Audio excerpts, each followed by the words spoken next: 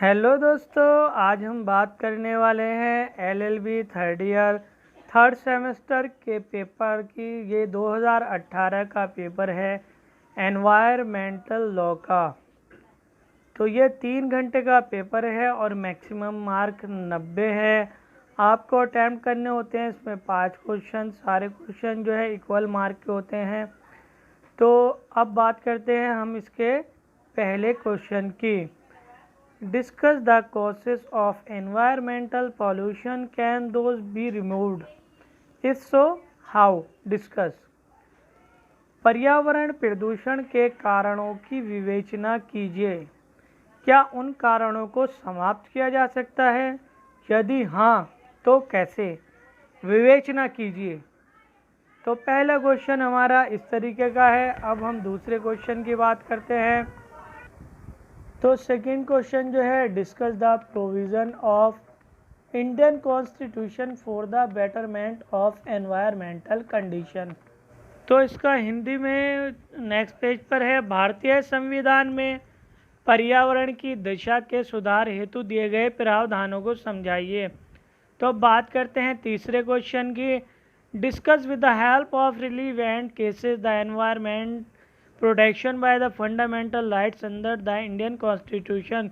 यानी सुसंगत वादों की सहायता से भारतीय संविधान के अंतर्गत मूल अधिकारों द्वारा पर्यावरण संरक्षण की व्याख्या कीजिए। अब बात करते हैं हम फोर्थ क्वेश्चन की। तो discuss the contribution of judicial activism for environmental protection. यानी पर्यावरण संरक्षण के लिए न्यायिक सक्रियता के योगदान की विवेचना कीजिए। अब हम आते हैं फिफ्थ नंबर के क्वेश्चन पे। Discuss the principle of absolute liability as evolved by the supreme court in the case of MC Mehta versus union of India oleum gas leak case AIR 1987 supreme court. यानी कि पूर्ण दायित्व के सिद्धांत की विवेचना कीजिए, जैसा कि MC मेहता बनाम भारत संघ oleum gas leak case AIR 1987 supreme court के वाद में उच्चतम न्यायालय द्वारा विकसित किया गया है। अब हम नेक्स्ट पेज पर 6 नंबर के क्वेश्चन लेंगे। तो 6 क्वेश्चन में elaborate the legal provision to control the noise pollution of India. Bharat में ध्वनि प्रदूषण को नियंत्रित करने के लिए विधिक प्रावधानों की व्याख्या कीजिए। तो अब बात करेंगे हम 7 क्वेश्चन के बारे में। 6 तक हमारा कंप्लीट हुआ। State the constitution power and function of the central pollution control board. यानी केंद्रीय प्रदूषण नियंत्रण बोर्ड की संरचना, शक्ति एवं कृतियों को बताइए। अब 8 नंबर के क्वेश्चन पर आ जाते हैं। Define the water pollution and it state it's sources. Discuss the effects of water pollution. जल प्रदूषण की परिभाषा बताइए और इसके स्रोत क्या है। जल प्रदूषण के प्रभाव का वर्णन कीजिए। तो 8 क्वेश्चन हमारा कंप्लीट हुआ। अब हम 9वें क्वेश्चन पर चलते हैं।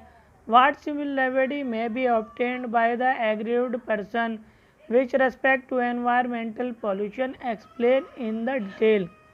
पर्यावरण प्रदूषण के संबंध में एक पीड़ित व्यक्ति द्वारा क्या सिविल उपचार प्राप्त किए जा सकते हैं, विस्तृत व्याख्या कीजिए। अब 10th नंबर का क्वेश्चन है। Right short notes on it two of the following. निम्नलिखित में से किन्हीं 2 पर संक्षिप्त टिप्पणियाँ लिखिए।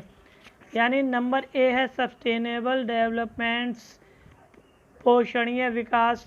नंबर बी पे है पॉल्यूटर बाय पे प्रिंसिपल, प्रदूषण भुगतान सिद्धांत। प्रिकॉशनरी प्रिंसिपल, सावधानी के सिद्धांत। ओजोन डेप्लेशन, ओजोन रिक्तीकरण। तो दोस्तों मेरे कहने से आप ये 10th नंबर का जो भी इस तरीके का क्वेश्चन होता है इसको ज़रूर अटैम्प्ट करिए। अगर आपको याद है, अगर आप एक क्वेश्चन अटैम्प्ट करते हैं तो आपको मिनिमम नंबर तो मिलेंगे ही। अगर आप 2 इसमें खंड अटैम्प्ट करेंगे तो आपको ज़्यादा नंबर मिलेंगे। तो अब मैं आपको दिखाने वाला हूँ कैसा किस तरीके का पेपर होता है ये। तो पहला पेपर ये है और नेक्स्ट में अब हम खोलते हैं ये जो है इसमें दूसरा पेपर है और लास्ट में जो है मैंने आपको बताया जो 10 वाला पेपर था वो